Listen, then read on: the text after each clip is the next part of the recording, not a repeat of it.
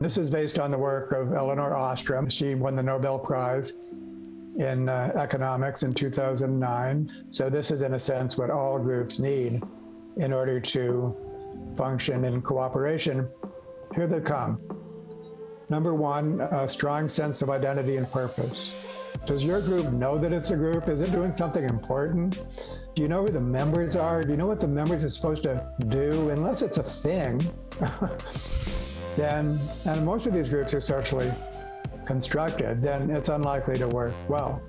Number two, benefits proportional to cost. Not going to work if some members get the benefits and other members do all the work. There must be some sense in which what a member gets from the group is proportional to what they give. Number three, fair and inclusive decision-making. Not sustainable for some members of the group to call the shots and for other members of the group to be left out of that process. Number four, monitoring agreed upon behaviors. If we can't tell that we're doing what we said we do, then of course it's not going to work. Number five, graduated sanctions. If you're not doing what you should, then you need to. So something has to be brought into line. It doesn't have to be mean.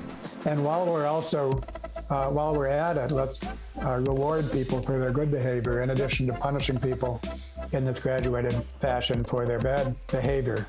Number six, fast and fair conflict resolution. Conflicts will occur and they need to be resolved in a manner that's regarded as fair by all parties. In a dispute, most people think they have a point of view. Number seven, local autonomy to self-govern. If the members of a group can't do things their way, if they're being bossed around from the outside, then of course they can't do any of the things that I've listed before. And then number eight, appropriate relations with other groups, which reflect the same principles. And so relations among groups need to be governed in just the same way as relations among individuals within groups. Those are the ingredients that can cause a group to function well. And there's a ton of data that demonstrates that.